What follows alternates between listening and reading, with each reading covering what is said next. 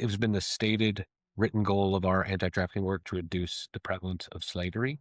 And we never really had a way to measure that for a long time, but that's what we wanted to do. And we've come across, like, we had this in, oh, it's probably 10 years ago. Some of our staff visited some red light districts in India, and the activists there told them that the number of trafficking victims had declined by 90% in the previous 5 to 10 years. And our staff asked them, why do you think that is? And they said prayer and transit monitoring.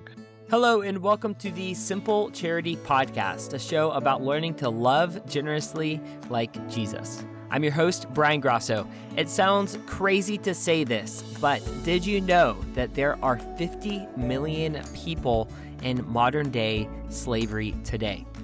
And this is despite the reality that slavery is illegal in every country in the world.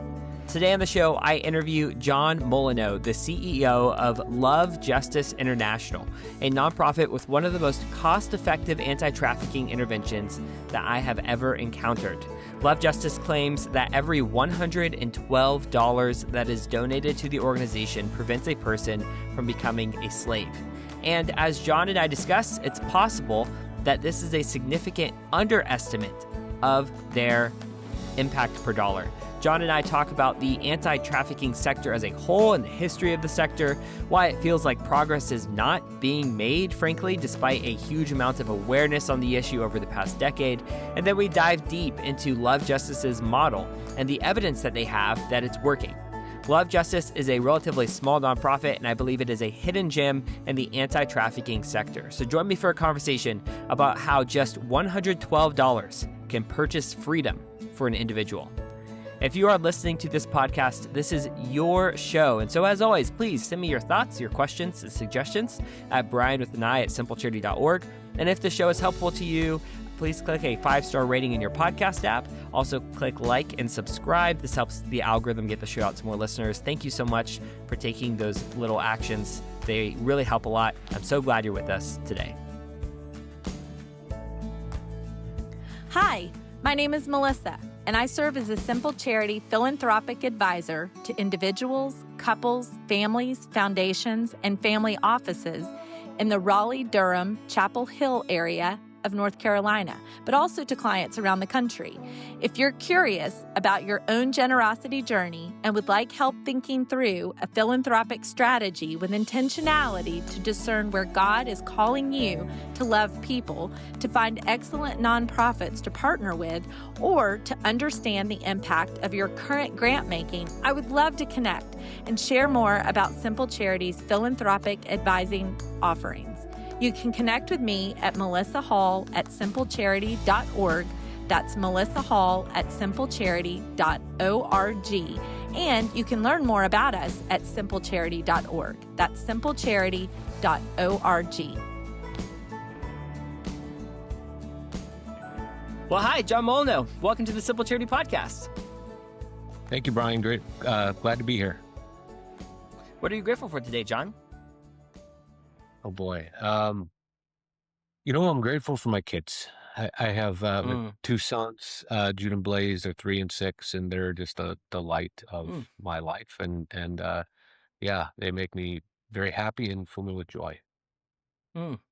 John, I don't know if we made that connection on our last call. So I have a 5-year-old, a 3-year-old, and a 1-year-old, 3 boys as well. Okay. So we're having a lot of similar experiences, I Yeah. think, with watching our kids.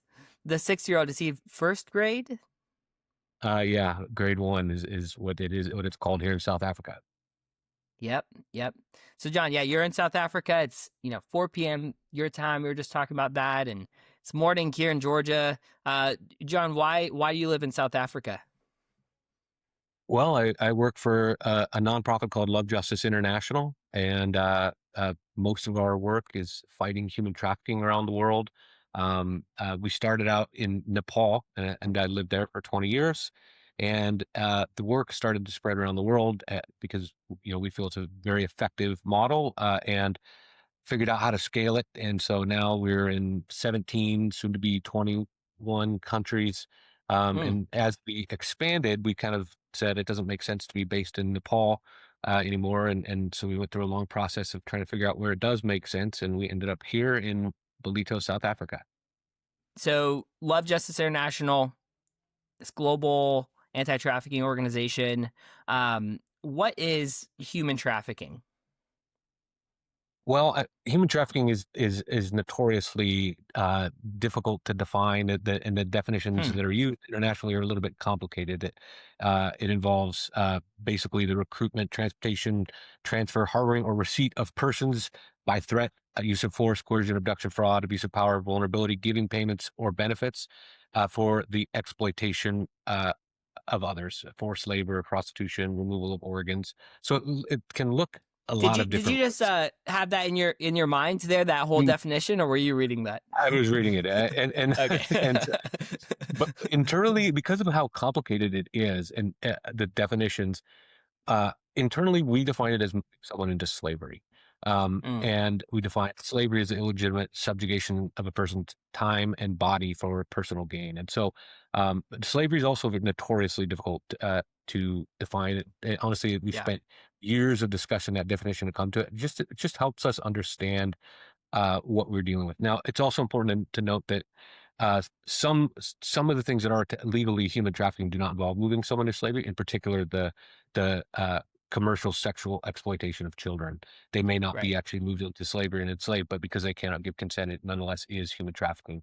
But the type of trafficking that we fight around the world typically does involve moving people into a situation that they can't escape from, and and exploiting them for labor, often sex or labor. Yeah. So I think Mauritania was the last country in the world to outlaw slavery. If you have a different fact there, like if you fact check me if I'm wrong about that.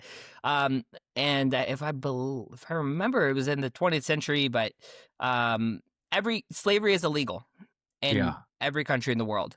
And yeah. so, why does slavery still exist? And can you talk a little bit about the scope of modern day slavery? Yeah. Well, I mean, I don't know that I can say that I know why all the reasons why does it still exist. I mean, and it's Sin, become, yeah, exactly. maybe. It's really come onto the scene in the last 20-25 years, Hmm. and I remember uh, probably more than a decade ago, asking some pretty high level, people who had knowledge about human trafficking, about trafficking in Africa, and they're saying, no, it's in Southeast Asia. It's in, Mm, and what's happened is more and more is coming out about it. And I think it's a yeah. problem that has in many ways been with us all along, and it's just beginning to be known and understood. And because the nature of it is to happen in the dark, of course, it doesn't happen in the open. You don't see it and it's rare. It does exist, but it's rare to find places where large number of people are enslaved and known to be there. That can exist in some places, but generally, yeah, it's certainly not the norm. The norm is that it's hidden away because it's illegal, as you said, in every country in the Yeah. world. Yeah. I remember when I was in Kenya, I was living near the Tanzanian border for a summer, 2 summers actually, but hearing stories about trafficking of, this sounds crazy to American audiences, but for people who are familiar with African context, this sounds a little bit less crazy.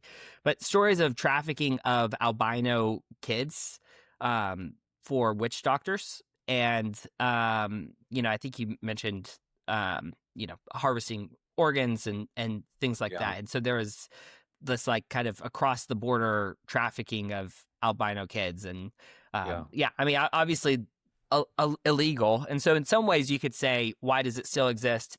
It's the failure of law enforcement to enforce their laws. It's like the same reason why we have illegal drug trafficking or any crime, and there crimes obviously happening all around the world.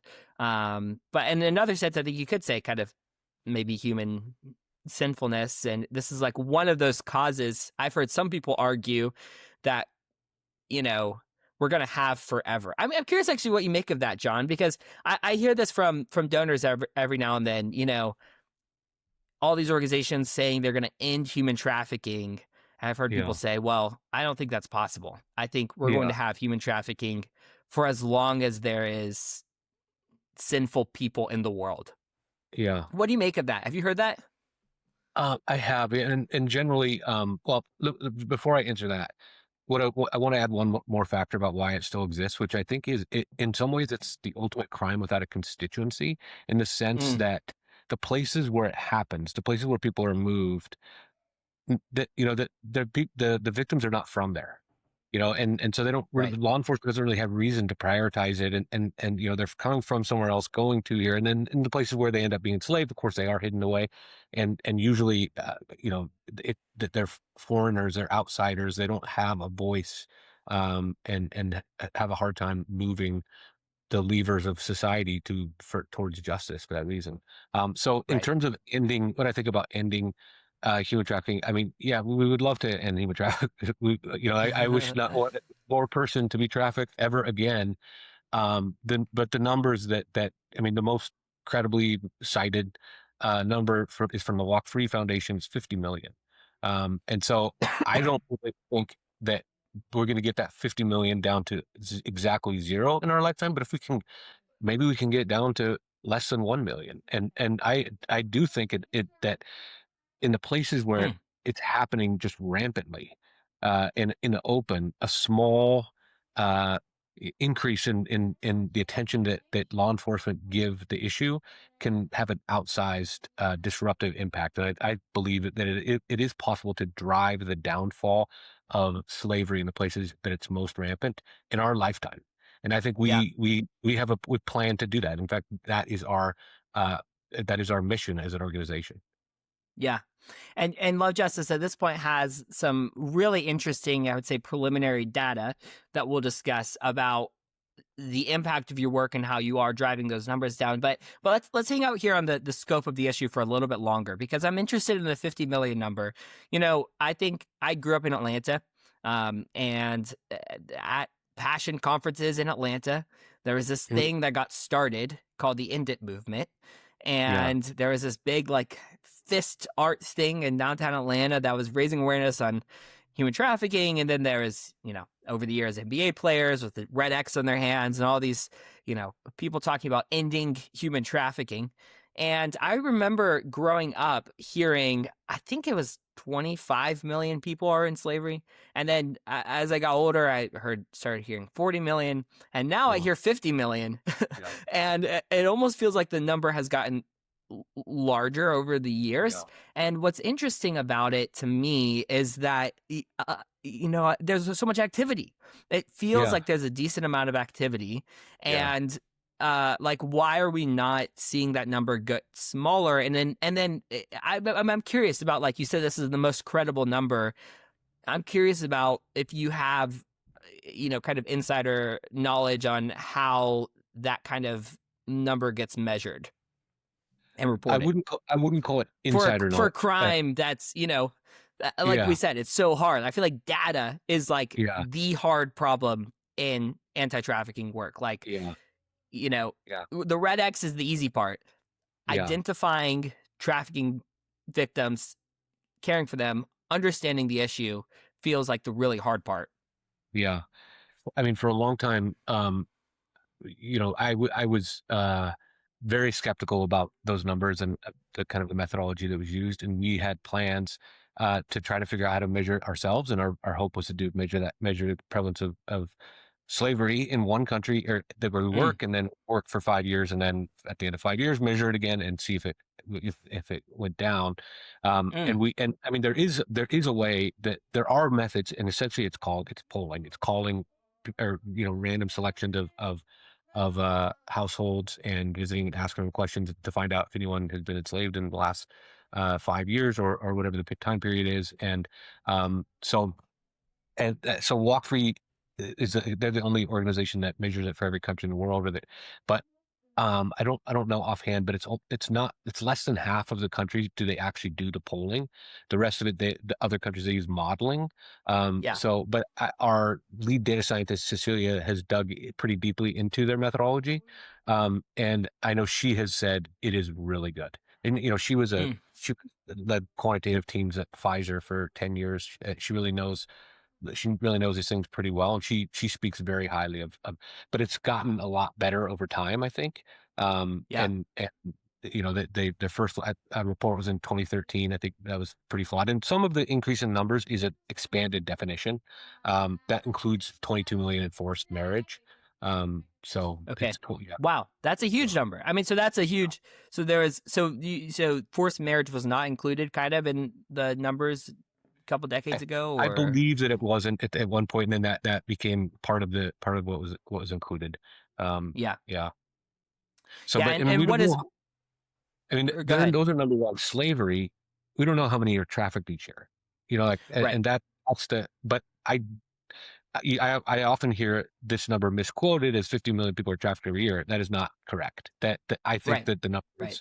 Right. I have estimated what I have an idea of what I think the number would be, and it's considerably lower than that. But I just don't have any way. I just don't have any way of really knowing, and I don't think anyone else does either. And what do you mean by that distinction? So this is, like in social science, there's stock variables and there's flow variables. And so Yeah. stock variables are at any given moment of time, what is the total sum of, X thing happening. And then flow variables are what's going into that sum and then what's coming out of it. And so I think Yeah. this is actually a really important thing in all kind of social impact measurement and evaluation that people miss, whether we're talking about human trafficking or homelessness or foster care, is we quote the stock variable, but we also really have to pay attention to the inflows and the outflows. So Yeah.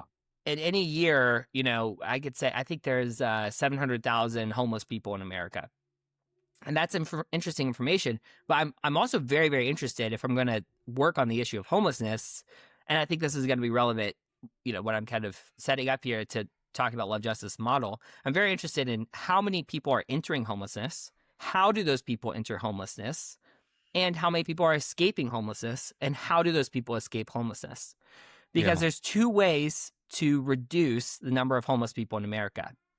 We can stop people from entering homelessness, which means we need a clear understanding of those pathways, or we can help people escape homelessness, which means we also need those pathways. And I think that kind of pathway out usually gets more attention Yeah. when the pathways in can be more cost efficient, and so when you say trafficking versus slavery, would that be a way of describing what you mean by that, where slavery is the stock variable and Yep. trafficking is the flow variable? Yep, exactly. And again, Okay. we define trafficking as moving people into slavery, and so that those 50 million people, we don't know, what is the average length of time that they're enslaved. Yeah. I don't think it's typical that they're just thereafter they're enslaved for the rest of their life. Often they will. I mean, there's in different places it can look different ways, but they can sometimes escape. They can be rescued out. They can pay off if a lot of people are trafficked into debt bondage, they could pay off that debt, or they could become no longer useful to the person who has enslaved them. But I would guess that the average time that someone is enslaved is between 2 to 4 years, or at least that's what I understand to be the most credible guesses, but it is just a guess. So yeah. Yeah, so that's super. So one reason why, like, as the kind of outsider observers of the anti-trafficking movement, like myself, one reason why those numbers might be stagnating or appear to be stagnating, is that even when there's these rescues and whatnot, other people are being trafficked. So yes, people are being rescued, and then new people are being trafficked. In some instances, I've heard of instances where people are trafficked because someone was rescued. Because well, it I was going to opens say up this. a lot. Yes. Yeah. Yeah. That can happen, and so we're fairly wary of rescues that do not, especially if it doesn't result in an arrest and a prosecution, because that may just create another spot for someone else to be trafficked.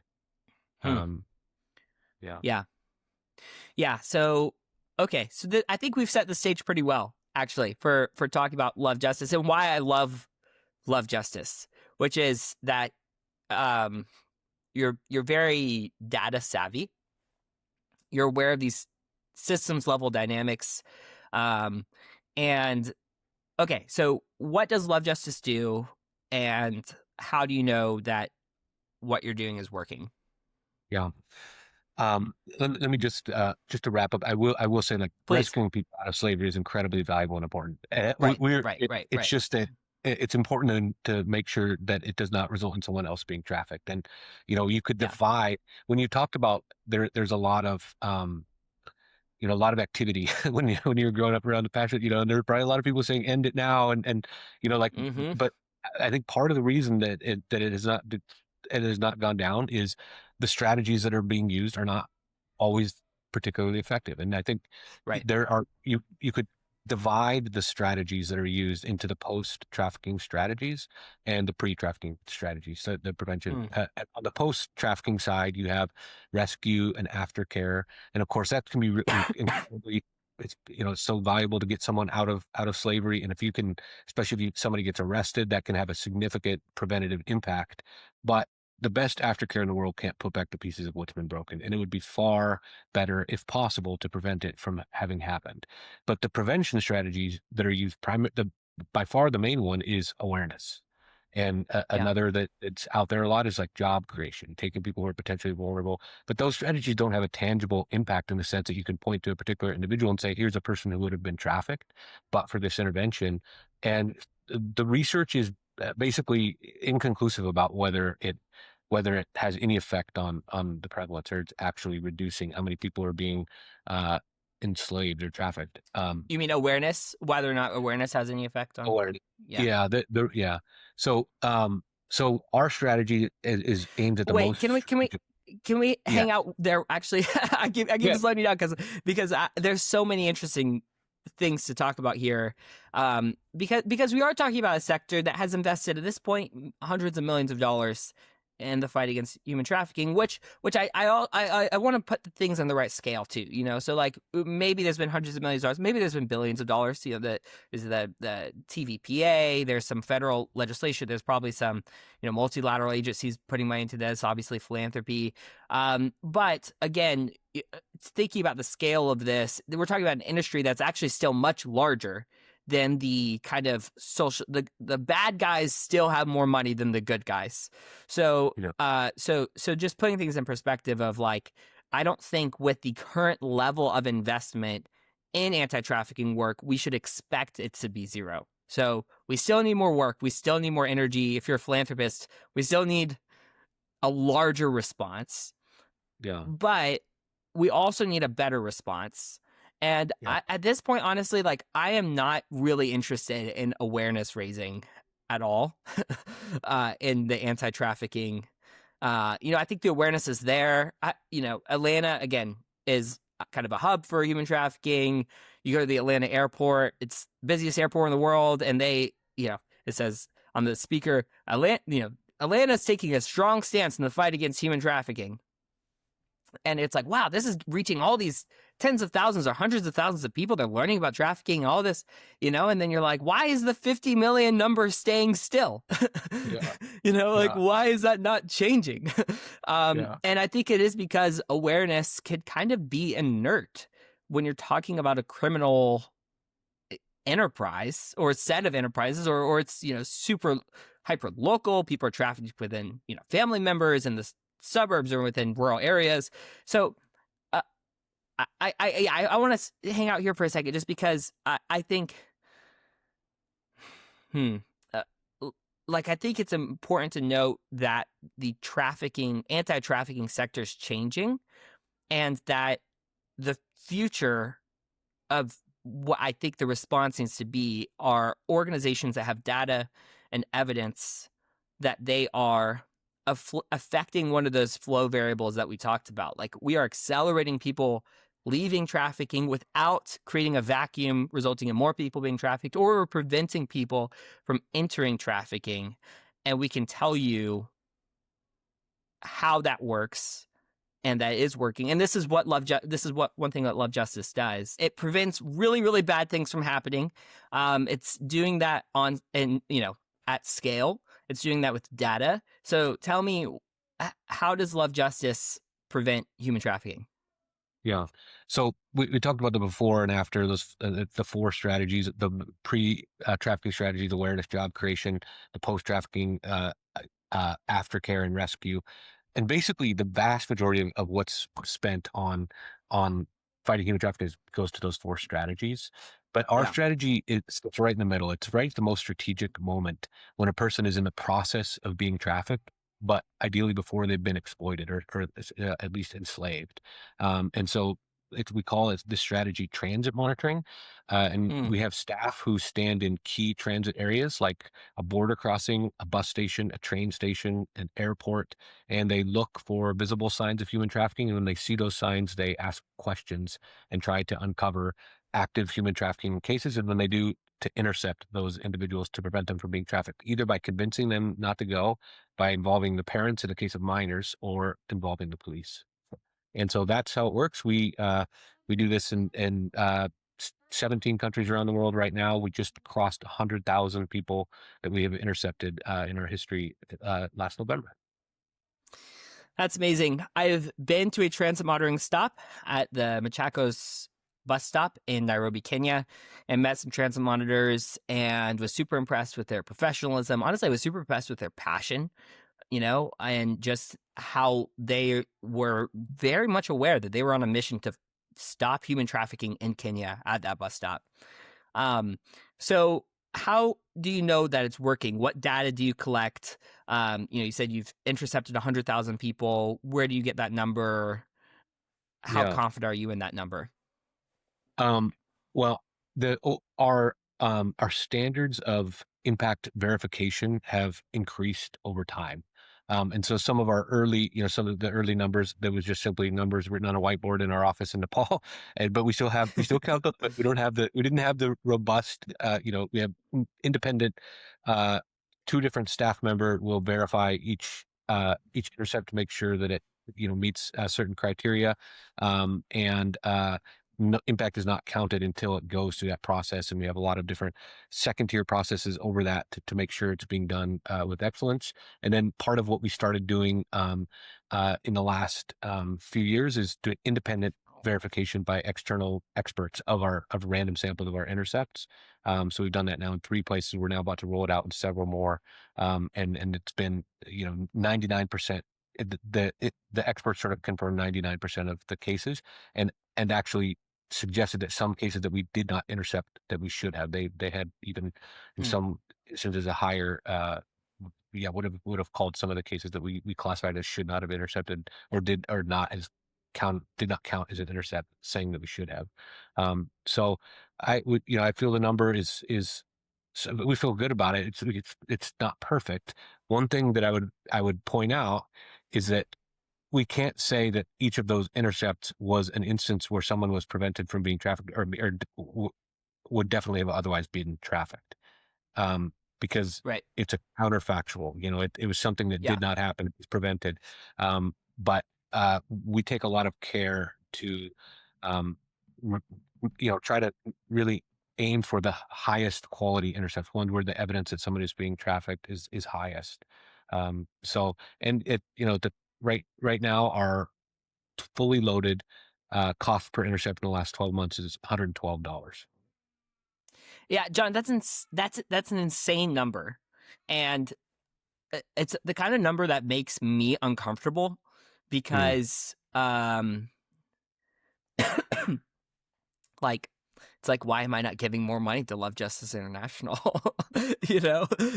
And that's maybe a good question to ask. So I want to dig in more on this number, $112 per intercept. So how do you get that number? So is that like, taking the total number of intercepts throughout the entire network and dividing it by the total Love Justice budget?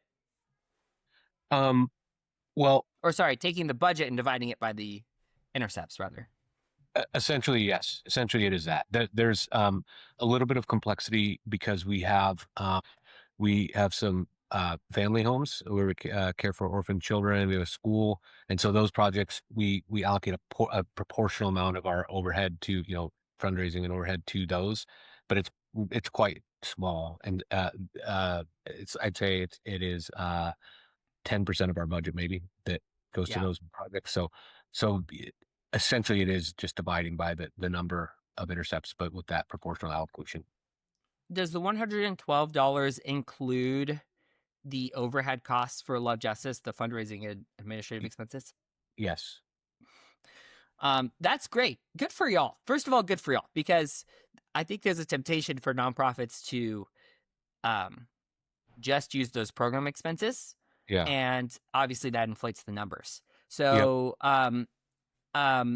I am curious about, so one thing we do when we calculate cost equivalent impact metrics in Simple Charity is that we actually also include the difference between revenue and expenses. So I think about how when someone makes a donation to a nonprofit, that money ends up in 4 buckets, ends up in programs, admin, fundraising, and then usually revenue is higher than expenses, or over, a period of 5 to 10 years, it's higher than expenses because the nonprofit's building up a healthy cash reserves. And so we actually include that 4th bucket of the money that goes to cash reserves. Okay. I'm curious. This is not like a gotcha, but I'm curious if y'all do that, or if you just think about the expense side of the income statement. No, we do just think about the expense side. Yeah. Yeah, that's a good thought, though. It would have made us look better for some years when we were spending. We had a period where we were spending unintentionally, and then a period where we then actually were building up those reserves, Yeah. which is the last couple of years. But the Yeah. couple years prior to that, it was the opposite. So what we do, and this is, I mean, I know I'm talking to a data guy, so I know you won't judge me for how much we have thought about this particular issue, and how deep we've gone. But what we actually do is we calculate a utilization rate for revenue. So we look over a 3 to 5 year period, and we basically sum up all of the revenue, all of the expenses, and say, on average, if you give $1,000 to this nonprofit, how much of that do they even spend? And then we use that utilization rate and multiply by the gift amount, and then we use the expenses from there. So I mean, it for some nonprofits it doesn't make a difference, but for others, you realize, gosh, this organization is stocking away, significant money every year, and this actually impacts how you think about the impact per dollar and the outcomes per dollar. But honestly, for y'all, I mean, whether it's $112 or $100 or $120 is not really the point. The point is, go ahead. I mean, we have runway on that. It would be better to have the most conservative version of that, and that's just fully defensible. So I think we'll probably switch to that. And I will say, like, in the early years, we would report our dollar per recept just on the direct costs, and it was, it went down. And then all of a sudden, when we switched over, there was this, it increased a lot because of, being calculated in a different way. And that was probably about 7 or 8 years ago is when we moved to a fully loaded dollar per intercept. But we've had almost 3 to 4 years straight since coming out of COVID. Every month our dollar per intercept declined, with just a handful of exceptions that went up by like $1. So it's been something that we're and it's still moving. It's probably getting close. It probably isn't going to get lower and lower, and part of that is because we're shifting the focus to the quality of intercepts, and we would rather have fewer but better quality intercepts, and really making sure that each intercept is has elements like we have that information about a suspect. Ideally, it's someone being arrested and the police are willing to file, or the victim is willing to file a case. Factors like that kind of are part of how we're assessing the quality of intercepts. Yeah, that's excellent. So you intercept people when they're en route to being trafficked at at bus stops and airports, places like that. And I want to talk about the impact of that on the system as a whole. So we talked about, if you're rescuing, maybe there's a risk that you create, that you create new demand for new people to be trafficked to replace those people who are rescued. Unless you're prosecuting, if you prosecute, obviously that, hopefully is a deterrent to the crime.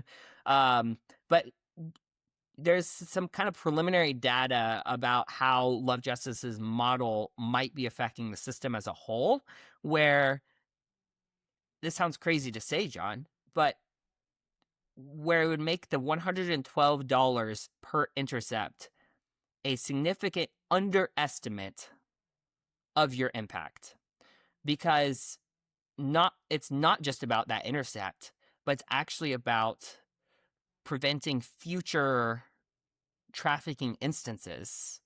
And so the so sh- I think you have some slides. Maybe you could pull them up and share them and walk us through some of the new data that y'all have been looking at. Yeah. And at first, I mean, it's been the stated written goal of our anti-trafficking work to reduce the prevalence of slavery. And we never really had a way to measure that for a long time, but that's what we wanted to do. And we've come across, like, we had this in, oh, it's probably 10 years ago. Some of our staff visited some red light districts in India, and the activists there told them that the number of trafficking victims had declined by 90% in the previous 5 to 10 years. And our staff asked them, why do you think that is? And they said prayer and transit monitoring. But it's just an anecdote. We couldn't do it. You couldn't do anything with it, but that's what we believe. Like that. But we didn't know much about it. But so. Um, as I've shared, the Walk Free Foundation is the only organization in the world that measures the prevalence of human trafficking for every country in the world. And uh, They've done so every few years since 2013. And again, we were initially very skeptical of their methodology. But last November, I happened to be reading about the methodology and how it had been improving, how IOM had signed on to it, and ILO. And I decided, What are those acronyms? Can you give us what those acronyms are? ILO, International Office on Migration, UN agencies, and ILO Yep. is International Labor Organization. Yep. And so then they have good data on sort of the world, big issues in the world. So, but I realized I just need to look to see what has happened to the prevalence of slavery in the countries where we're working. And I thought there's 5 countries where we had at that time the most impact. And I thought these would be the ones, if there was any, if we would see anything, it would be there. So just before boarding a plane, I decided to check those 5 countries on a Friday, and I was floored by what I found. All 5 saw the prevalence of slavery decline significantly over the course of our work. And I was so excited about this because, remember, we were going to do a before and after measurement, but wait 5 years in between just to get it for one. And then, and then you still don't know that it was caused by you. So I was just about to send a excited update out to the whole organization announcing this results. And just before I hit send, I realized, well, I should just check to see what happened to the country we've had the 6th most impact, and that's Bangladesh. And it too declined. So I just kept going down the line, checking these one at a time. I'm having to look them up in the unsearchable appendices of Walk Free's reports. And I just keep going by the time I get to 10, 11, 12, I'm weeping. And it is not part of a larger overall trend. On the contrary, the rest of the world, since 2013, more than doubled in the prevalence of slavery. And so at the end of the day, there are exactly 16 countries that we started working in prior to 2022, which is the time period that we determined we'd have to start to expect to affect Walk Free's latest 2023 report. And all of them saw the prevalence of slavery decline over the course of our work. So we are, you can see the whole effect here. Love Justice countries on the left, rest of the world on the right. And, we realize that we cannot claim that this is all caused by our work. Obviously, there are many other factors at play, and we want to be very careful how we talk about this. But, we're trying to find other explanations. Our lead data scientist, Cecilia, she identified 52 statistically similar countries, and those countries increased by 6%, while the Love Justice countries went down by 9% per year.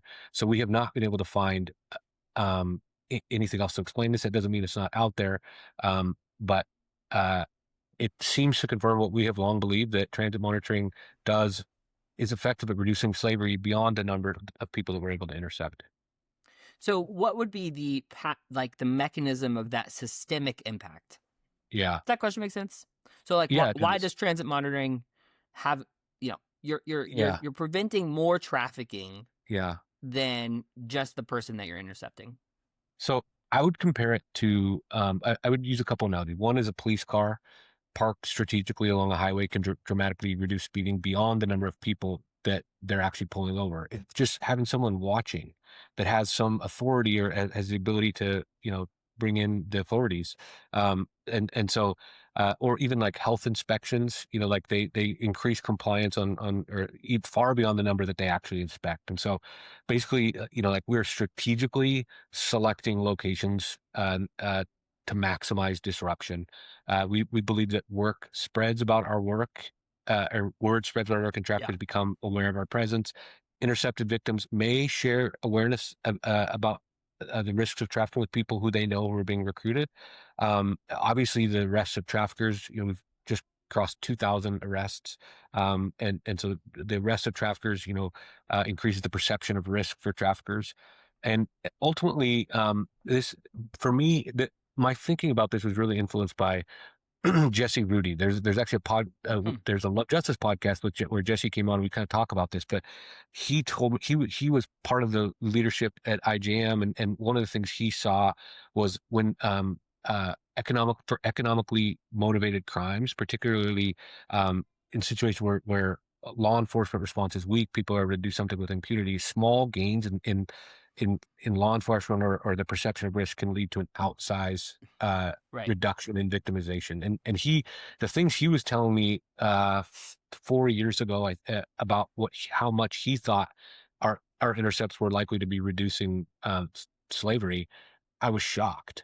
Right. When he told me that, and I was like, I believe it does, reduce slavery beyond those that we intercept. But the numbers that he was quoting, I don't even remember what they were, but it was really high. And I mean, he was one of the first phone calls when we discovered these results, and has been, has been influential in shaping my thinking about it. Yeah. Um, okay, so I said earlier that love justice is at scale. I think that's a tricky. It's always tricky to talk about scale when you're talking about global social problems, because you're at scale in that you're in multiple countries, but you're not at scale in that there's a lot of countries that you're not in. There's more countries in the world that you're Yeah. not in than that you are in. And so I'm curious about, I guess, like, what's your kind of current like organizational stage and budget, and then where do you see this going over the next 5 to 10 years? Yeah. I mean, our annual budget's 5 million, and we would like to grow to about 15 million in the next 5 years, and there's a diminishing return on increasingly effective like enforcement, uh, so it's kind of like a curve goes like this, and Yeah. on the and so once you're spending millions and millions on law enforcement, a little spending another million doesn't really make that much impact. But when you're spending nothing, that first little bit that you spend gets you all the way up to here. And Yeah. this is the part that we want, that we feel, that's why we say drive the downfall of slavery in the places where it's most rampant. So there are still there's many countries that we're not in, where slavery is happening in the open, and it's just rampant, and we can do this part of it. And that's why we talked about end trafficking, and there's this part up here where it's just going to become those last, when there's only 100 cases in the Yeah. world, getting those last 100 is going to be really hard. But when there's 50 million, getting those next, reducing it by, I don't know, reducing it significantly by millions is very Yeah. doable. Yeah. Uh, so I yeah, I was a little bit shocked at your optimism, John, and I like the optimism. I think optimism is great. I think if we're at 50 million, and I saw that number was from 2021. I mean, I'm interested in updated numbers. I'm interested in how things have changed after the pandemic. I'm interested in if the pandemic affected, if that number is measured in 2021. What a strange year, to for any statistic in social science. Like 2021 is a weird year, and it's going to be really hard to interpret. But when I look at Love Justice, and this is my challenge, is it's like I believe what you're doing is working, and I also believe it's actually in some ways at scale. It's proven. I would say it's proven, but it is actually still subscale. Like, there's all of this remaining kind of low hanging fruit for this intervention to be scaled up to more and more places. I think IJM has good evidence of some of their projects in strengthening law enforcement. In the Philippines, they have some good studies, but then they've replicated that in a few other places. But again, even their model is not is in some way subscale because the world is really, really big. And, you can be in dozens of countries and still not be in every country that you need to be in. Yeah. And so, like, I think all this to say, I think for circling back, like Christian philanthropists who say, end it, like, what we're doing is maybe, feels like it's not working. Like, I think there's almost some disillusionment in some philanthropic communities around anti-trafficking work because the hype was so high 10, 15 years ago. And now in the anti-trafficking fight, it's not hype anymore. It's like the steady grind. It's like, where is their data that things are actually working? How do we just do good work over and over again, reinforce those things are actually working? Maybe, I hate to say it, but gotta say it, maybe not give to the things that don't have the data that shows that they're working and actually reprioritize towards, data-driven, effective, cost-efficient interventions that can either address the flow variable of people entering trafficking and reduce that, or increase the flow variable of people exiting trafficking, or add other systemic pressure by prosecuting traffickers, by strengthening law enforcement, creating this deterrent. And so it feels like we're at this moment where, it is this like, we need this kind of steady grind. And I just feel like Love Justice is like this hidden gem. Like, I just, a $5 million budget is just not that large. And I'm like, oh my goodness, like, I mean, if what y'all are saying are true, I mean, it's just like, is one of the biggest bang for your bucks in philanthropy that I could think about. I mean, honestly, and I look at a lot of nonprofits, but it's a huge bang for your buck. I think one thing that is unfortunate about giving is that people don't only give because it's a bang for your buck, and so I think even with that, but yeah, I mean, I think if you're listening to this and you are a serious philanthropist who wants evidence that what you're doing is really working and you care about this issue of trafficking, it is at least worth really looking into Love Justice's model and your data and doing a deep study of it. I think the slides you shared showing the decrease in prevalence, because, if you have the capacity to make, $120,000 gift or $112,000 gift, if you make $112,000 gift, you could help 1,000 people not be trafficked. And that is really, really remarkable. I mean, it's really remarkable. There's just not numbers like that in other organizations. They're very rare. I mean, I think GiveWell is just like one of the most intense data-driven engines of philanthropic thought. They estimate that you can save a life for $5,000, and it's a very conservative estimate. I think it's by giving to anti-malarial nets, and that is amazing. And it's also a number that makes me extremely uncomfortable. It makes me extremely uncomfortable to know that this is like a way I could use my money. I think part of the reason why, frankly, people don't pay attention to numbers like that is because it makes them really uncomfortable. And yet $112 to prevent someone from being trafficked is like, that's the best GiveWell can do. And you're saying, and you can't compare, I mean, you can't compare these things. You can't compare, saving a life and preventing human trafficking. It's apples and oranges. Like, we probably shouldn't compare it. Like, these are, but I'm just saying that's an insanely efficient intervention. Yeah. I mean, we in some ways, we have been obsessed with maximizing our impact on the dollar for many years, realizing that that's what we should do. That's what we're entrusted to do. It should be just as obvious to every charity and every giver that you want to maximize the return on investment in terms of impact with your charitable giving as you do want to maximize return on investment of your investments. impact is the fruit that charity implicitly aims at by its very nature. Yeah. I just wrote an article. It's on Ardent Mentoring's website right now, called "Charity Without Impact is Dead." Like we have to care about impact because love cares about impact. And I've been surprised at how little this is talked about, how little it's spelled out. Nobody disagrees with it. You can't argue against it.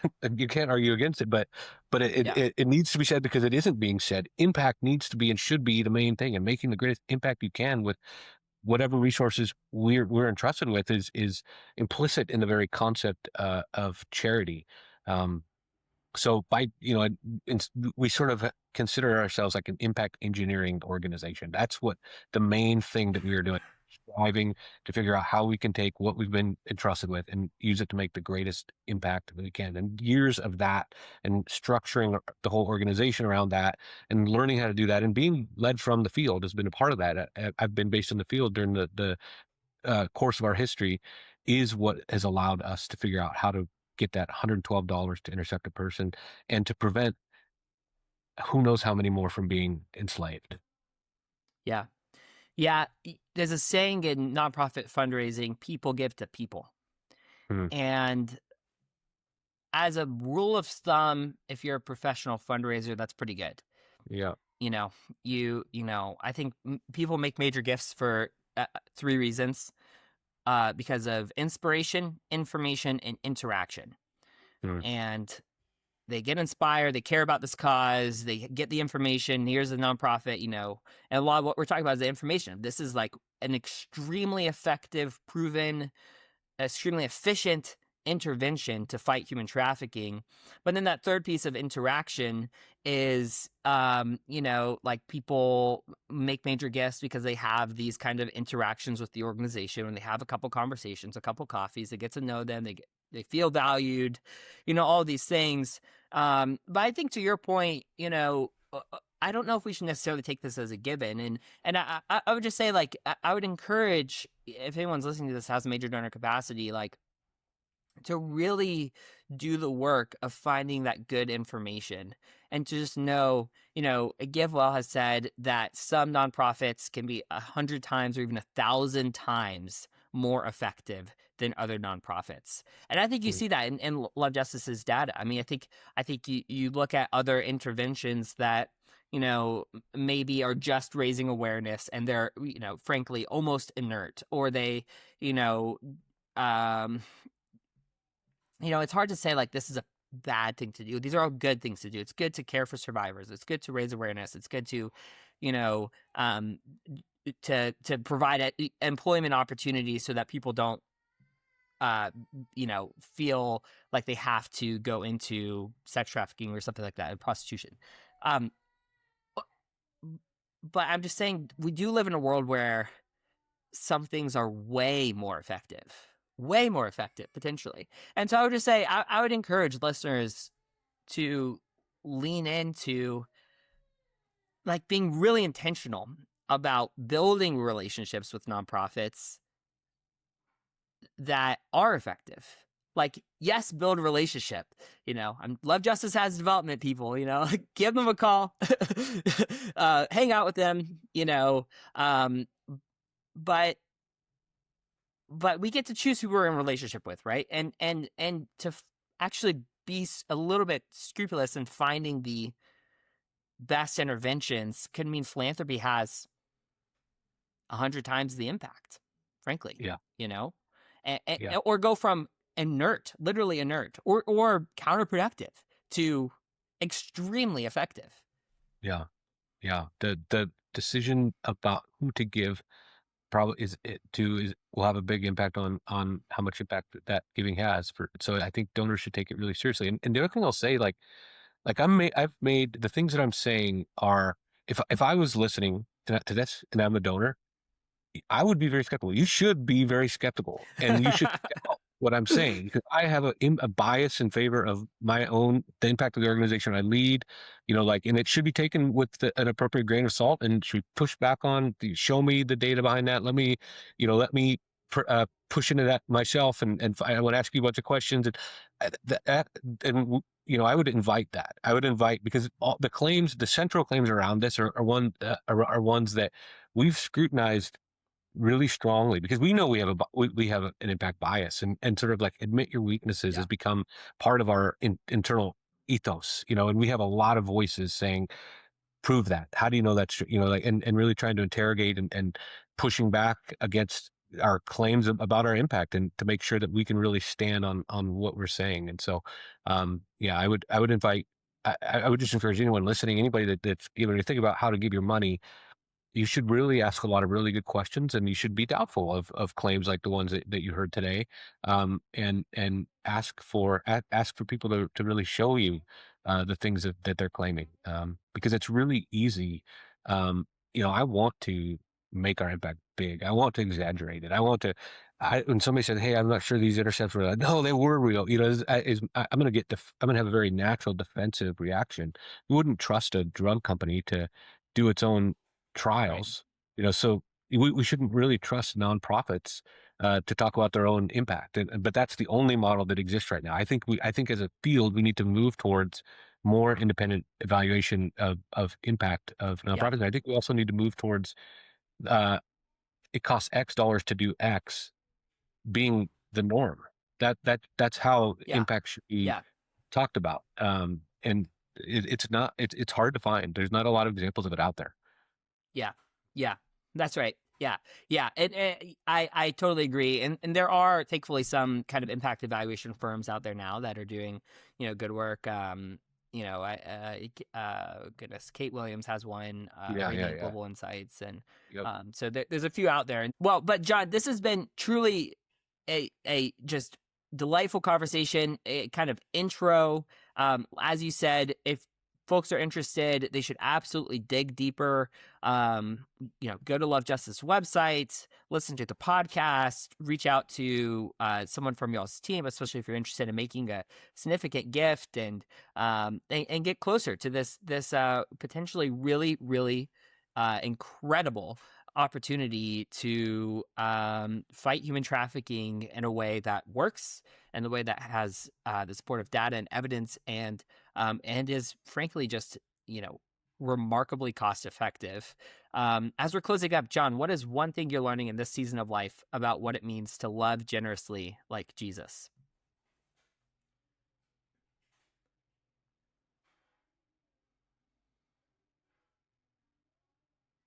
I feel like we had a spiritual retreat led by the person who does community care for us, Paul Niger, who's with Barnabas, and he had this.